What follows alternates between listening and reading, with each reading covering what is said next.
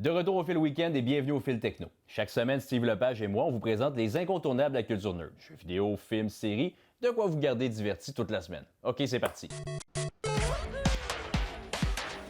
This is the way.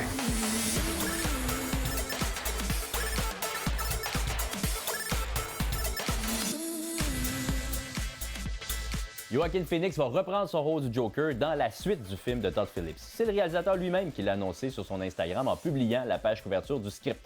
Ça va s'appeler Joker, Folie à deux. Est-ce que le titre sous-entend l'arrivée d'une certaine Harley Quinn? En tout cas, c'est peu probable que ce soit celle de Margot Robbie, vu que c'est pas la même époque ni le même univers cinématographique d'ailleurs. J'ai vécu en esclave jusqu'à ma mort. Avant de renaître en tant que Dieu. Parlant de DC Comics, il essaie très fort de se tailler une place dans l'univers du cinéma en termes de super-héros. Mais bon, ils sont loin derrière Marvel. C'est peut-être Dwayne The Rock Johnson qui va changer la donne. Il va enfiler un costume de super-héros pour la première fois, sous les traits de Black Adam. Attention!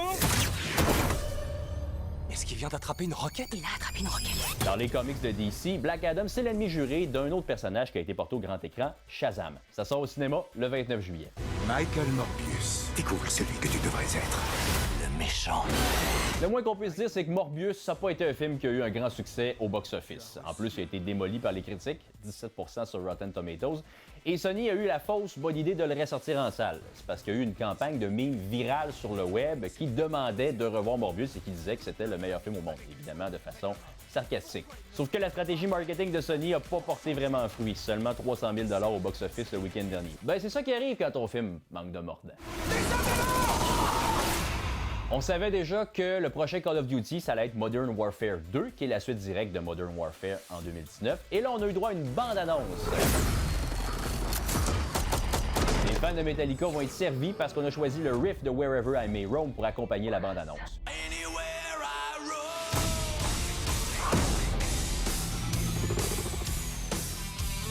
Le jeu débarque sur toutes les plateformes le 28 octobre. Un des jeux qui fait le plus jaser ces temps-ci, c'est Diablo Immortal, une version de Diablo, mais pour votre téléphone intelligent. Oui, vous pouvez jouer sur Diablo sur votre iPhone ou votre téléphone Android. Un jeu gratuit à télécharger et à jouer. Donc oui, ça rime avec microtransactions. Il y a même des usagers qui ont calculé que ça coûterait au-dessus de 100 000 pour optimiser un personnage complètement.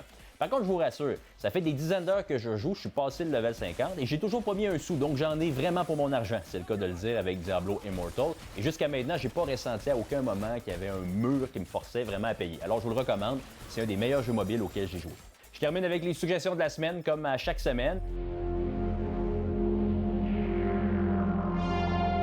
Ben oui, une autre série Marvel sur Disney+. Le premier épisode de Miss Marvel est disponible depuis mercredi. Et Nintendo a sorti un des jeux les plus attendus de l'année sur la Switch, Mario Strikers Battle League. C'est exactement comme le soccer de la vraie vie. S'il n'y avait pas de règles, puis si vous jouiez avec Mario, Luigi et Bowser. Voilà, c'est tout pour votre fil techno. On se voit la semaine prochaine.